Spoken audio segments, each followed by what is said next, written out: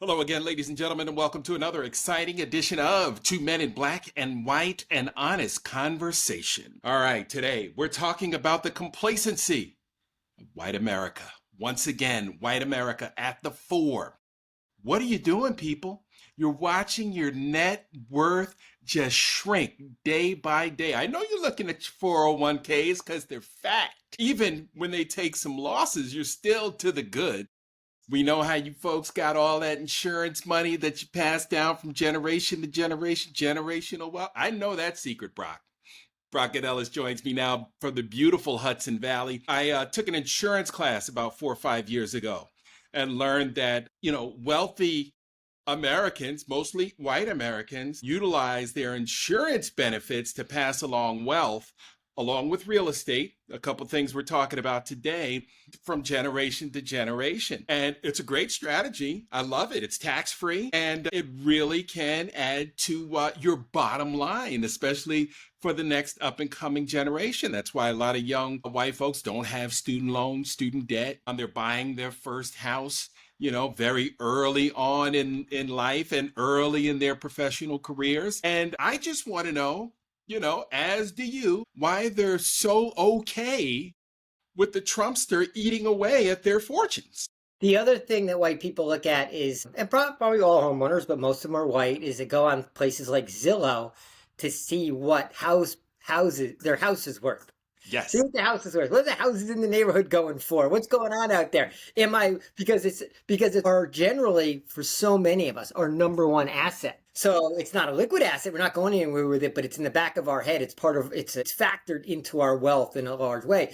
April's slowest month since the Great Recession for existing home sales. Mortgage rates are going up because the world is watching us make a decision to balloon our debt. Therefore, interest rates go up. Our Moody's downgrades our debt. So the cost of everything, cost of borrowing goes up for more Americans. Yes. Housing prices, now I have to worry about them creeping into a negative direction.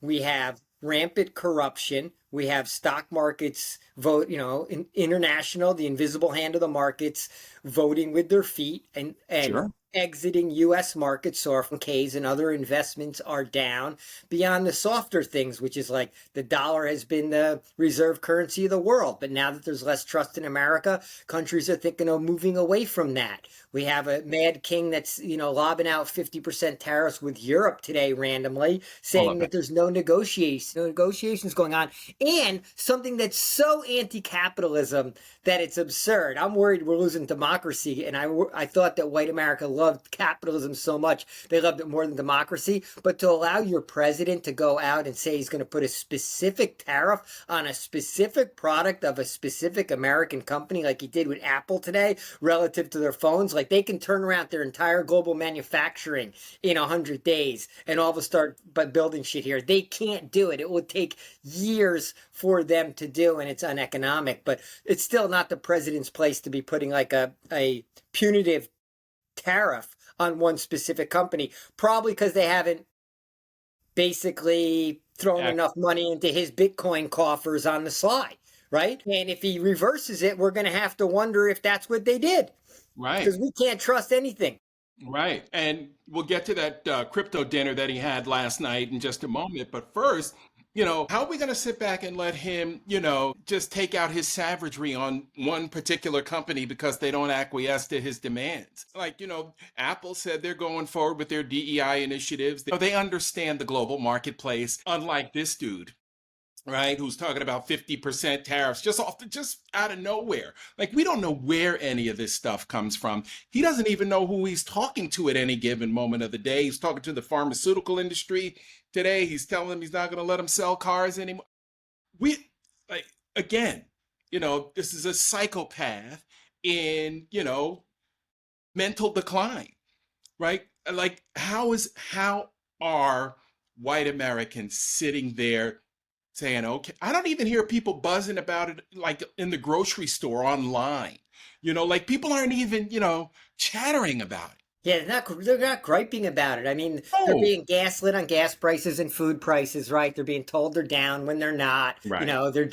We're just the American people are, and when it comes to economics, I'm going to talk white people because we have so much of the money here, right? Like Right, right, we're just taking it, right? Just taking it, and everyone is just being, is just less wealthy. We're just poorer right, because of one person's decision making. Because we were doing really well in December of 2024, right. right? And how it's the decline, but there's no end in sight, and companies can't make decisions, but individuals can't make decisions, and plus there's the wealth effect, right? You feel less wealth, you spend less, and Right. that has a cascading impact on the economy. Like I can't imagine and believe we're not in a recession yet, and I can't believe like the big brokerage firms and banks aren't like just screaming bloody murder, right? Yeah. They're just they're so cowed and afraid to say something. And I'm like, if they would just all man up and say things collectively, Trump What can't can he fire do? the collective everybody. But Right, one by one, he can pick people off and intimidate them. But right. just the general cowardice of America, and particularly white America, is just, it's, it's astounding. And frankly, it's embarrassing. Yeah. I mean, I get with different administrations, we just want to ride it out. Right? Well, let's just ride out the downturn in the market, right? Stay the course. This doesn't feel like a stay the course moment, right? This feels like we could go off the cliff here, And those of us who don't have generational wealth, yours truly, we're concerned, as an entrepreneur. I'm concerned about sales, because my product is not one that people have to have, right? It's not like a pacemaker, right? Something they Yep. need to survive. Yep. It's a luxury item. So I'm really concerned that people start spending less. That directly affects my bottom Hey, line. with Medicaid cuts, even if you're selling pacemakers, you're not sure you're going to be able to sell them because they won't be, might be No, not reimbursed. As you know, I have a business in the travel industry, and it's just down, right? Tourism's down, travel to the US is down, Canada's down 75, 80%, right? Europe's down. I saw the cancellations, things come back slowly. right, Instead of going into looking at a strong reservation book headed into the summer, we're looking at a weak one. It's just as simple as that, right? So right. I'm just one of those small business entrepreneurs whose business is just doing worse because of Trump, and for no other reason that the world is pissed off in America and doesn't want to come here. So when Europeans hear that the Mad King wants to slap a 50% tariff on Europe and make their lives worse, they're Right, not that inclined to plan that summer trip to the US in August. They're right. just like, fuck America. Right. And that sentiment is spreading quickly. Did you hear Macron, just diss the president today after the South, because he had the South African vice president in Okay. France today visiting there. And, they're literally laughing and we're a global laughing stock at this point, right? I don't know if you heard the president of South Africa's comments yesterday, but I mean, he just eviscerated Trump, just skewered him, I talking about mean, with 34 felons has the nerve to sit here and talk about how horrific things are that didn't even happen in he South made shit Africa. up. They ran into the pathological liar and then backed up with like evidence of photos from the Congo. Like From the Congo. it was absurdity, right? It was absurdity to a level where like if it was in a movie, we would laugh and say they've gone too far. Right. Mel Brooks couldn't make something up that, everyone in the room nodded their head. All the MAGAs, hopped on board, pretended like that was reality, supported the president, and then just moved on to the next topic. Right. But I mean, it's the opposition that has to show a real mettle here. Has to say no, really, no fucking way, no more. And we get pockets of resistance and outcry, Bruce Springsteen like. But how is that not every day? right. Right. Now, I saw the Democrats putting up a fight. They were definitely saying their piece on the House floor, when they were, going back and forth on the bill. I even saw Jasmine Crockett say that your boy lied about no taxes on tips. It's not in the bill, apparently, according to Jasmine. So, I mean, they'll say anything. They're on the House floor lying about Medicaid. Yeah, I haven't read the bill. I haven't read the bill, but most of the people who voted on it hadn't read it because it was rushed Right. through. But they're all going to vote yes no matter what's in it, Right. right? Even the ones that went to town halls and said they wouldn't vote against a Medicaid cut, the Mike Excellent. Lawlers, they'll just come out of it and gaslight and lie and try to wordsmith their way around the reality of what they're doing. We'll Right. see if there's a Senate fight or a Senate delay on the budget in particular, right? I mean, the budget is bad for the economy Right. because it hurts the majority of Americans who spend their discretionary income and gives more money Right. to the wealthiest who don't spend their discretionary income, because how much can you spend when you have billions? Like, Billions. there's Right. only so much time in the day and spending that you can do. Like, that's not what fuels an economy. Fuels an economy is to get the hands into the people who are going to have you spend the money and get the velocity of currency going, and that's what drives economies. Right. And, when you got money, you don't need money. People are so busy handing you stuff. That's what I hear the rich tell me is, I got gifted this, I got gifted that. Well, think about it. Bill Gates is about to get gifted billions of dollars. He's Right. saying he doesn't want it. Warren Buffett's about to be gifted billions more dollars. He doesn't want it. He doesn't think it's right, but it's about to get handed to him. Now, Bill Gates will turn around and use that money to try to, cure malaria and feed hungry Hmm. kids and do some great things in the world, as will Buffett. But others, you know, Well, Musk he's not funding anything. I don't see not at all. his charitable contributions flowing. Not at all. Not at all. In the meantime, Trump's Trumpty Dumpty Yosemite scam is promoting his meme coin. And he had a bunch of others doing likewise. Among them, an NBA notable, Lamar Odom, Yeah, tomorrow. promoting his own meme coin. And I mean, how much value could that thing have the way his career fizzled out? And then he got Kardashian. And, I didn't know he was still walking upright. But okay, hey, Lamar, if you want to go hang around that crowd and think everybody thinks it's the way to get rich, right? Everybody's sitting there waiting for Bitcoin to hit. Most people can't afford a coin, right? And they don't understand. When you put $100 into a Bitcoin, you're getting one thousandth of the coin. It's like what, up to $111,000 per coin, Yeah. and they don't understand that this is just a get rich scam for Trump. Yeah, I'm not a Bitcoin guy. I think it's bad. I think Bitcoin's bad for America. I think Bitcoin is kind of an anarchist tool, right? Mhm. The tech bros who's out in Silicon Valley, the Peter Thiels and the like, they love shit like that because they feel like they're going to carve out and create their own little utopias because governments control currency and control money. It's a part of government control, right? Right. If you untether that money from governments, then government has less power. But because America is the strongest country in the world and the leader in the world, the fact that we in essence control currency and that we're the backstop currency to the world, it allows us to exert a lot of soft power in the world, right? We can put sanctions on countries. Right. We can track the money flow. Right Right. now, if there's an Osama bin Laden out there getting funded as a terrorist, there's no money trail now that can be tracked. In Right. the way when the U.S., if it's through a currency, the U.S. has eyes into all of that and can track the money and put sanctions on countries. So it's bad for America. Right.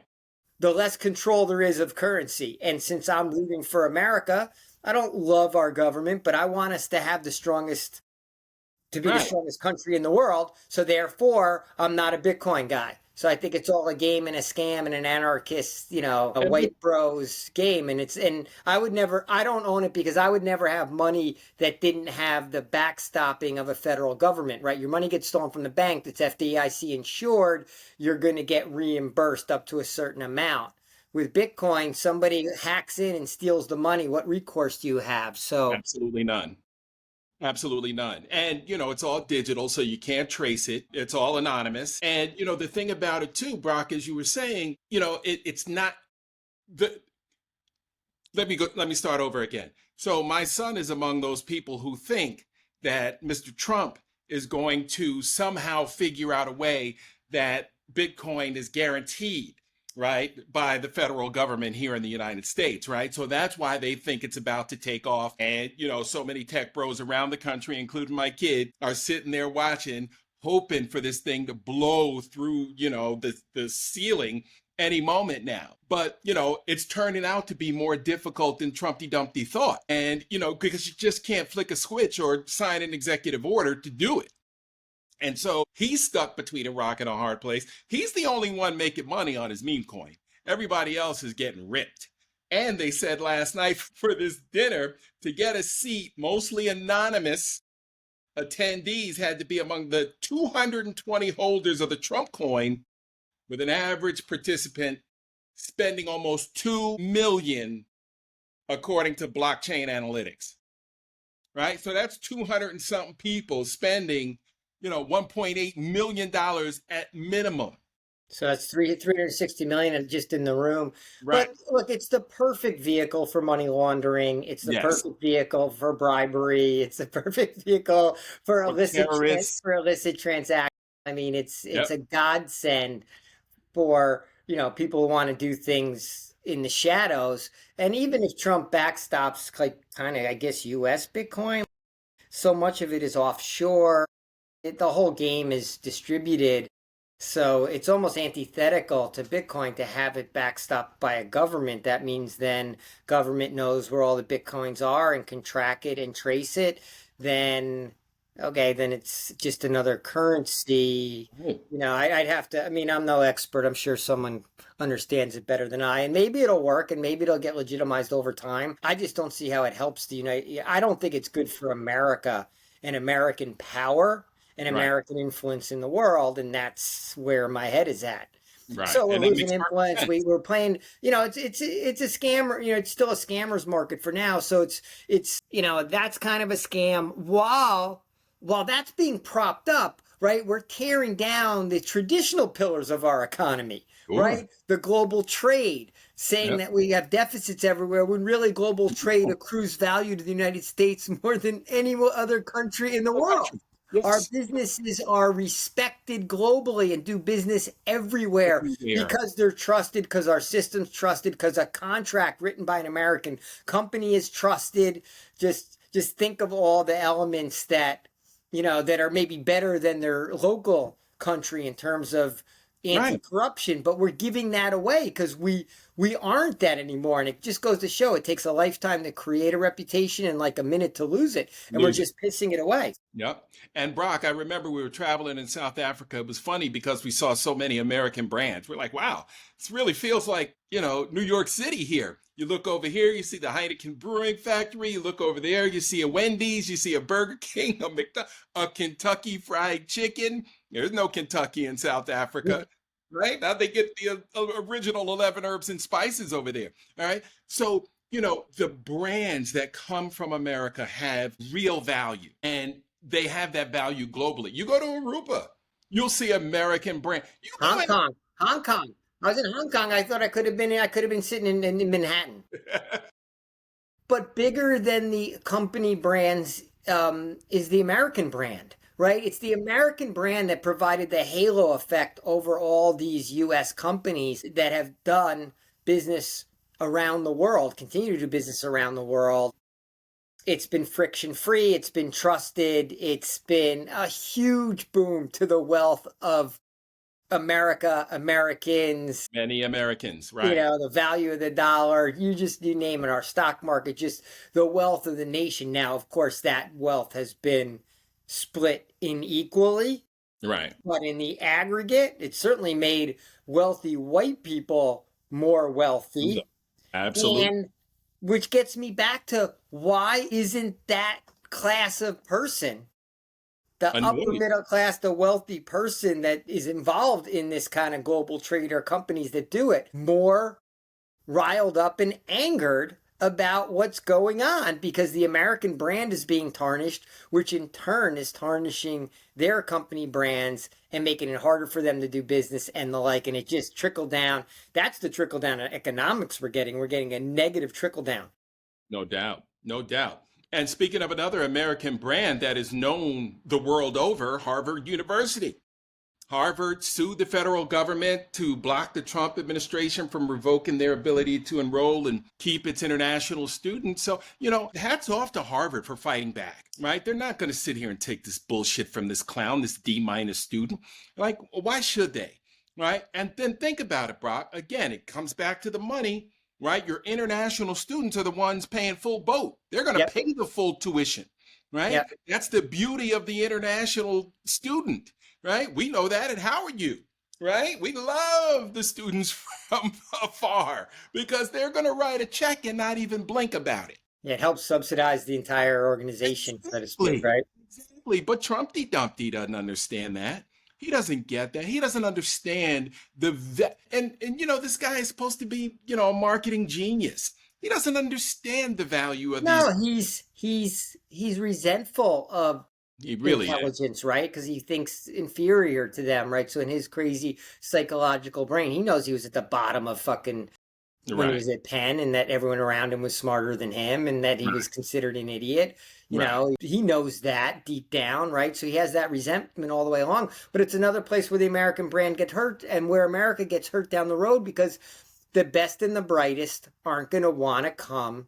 They're not going to feel welcome coming to America. And we accrue that value because how many of those most talented international students who come to a place like Harvard, not only do they discover new cures and, come up with great new theories on our soil that we accrue value from, how many of them then decide to stay because they love America and we get the best and the brightest staying here in the Yep. US? And there we go. The American brand continues to be stronger because great Continues to companies are grow. built and originated here because why not start the business here?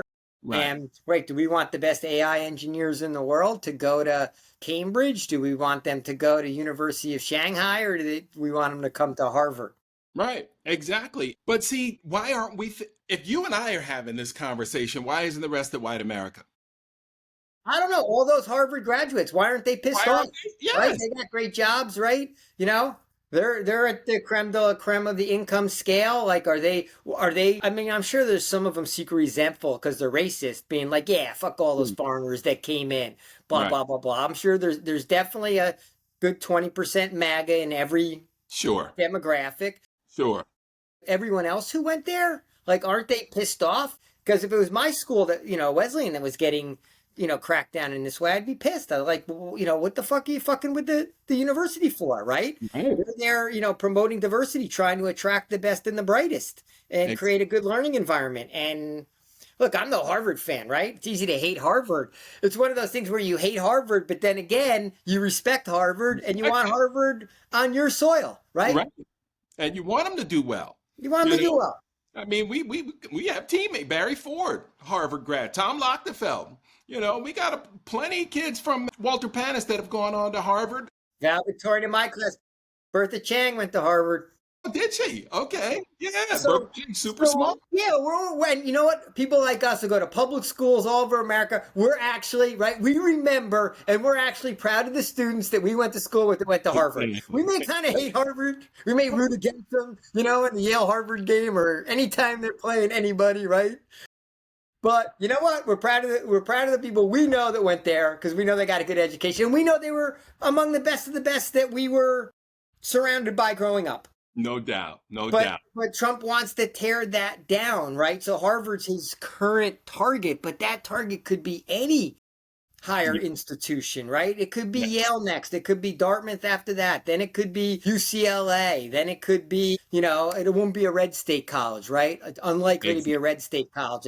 But then maybe it's Northwestern, right? Who knows where? Because any day he could wake up, he's so erratic and so lost that anything could slight him and then trigger a new policy that's un-American. All these activities in the end are un-American. And yeah, I'm with you. Where, the complacency of white America is still astounding me. Yeah. Yeah. So, and you say you have some theories on it. Yeah. Well, again, I just think they're too comfortable. I think Black America is certainly not complacent about this because we're the, last hired, first fired, right? When cuts start happening. But what I always tell you, Brock, when white America gets a cold, Black America gets pneumonia. Right. And so we're scared. We're concerned. Right. Like, I don't even want to bring up, federal workers, African Americans. And some of the programs, the Minority Business Enterprise Program that was funded by the federal government was responsible for more black millionaires in the United States than any other program that we've known to date.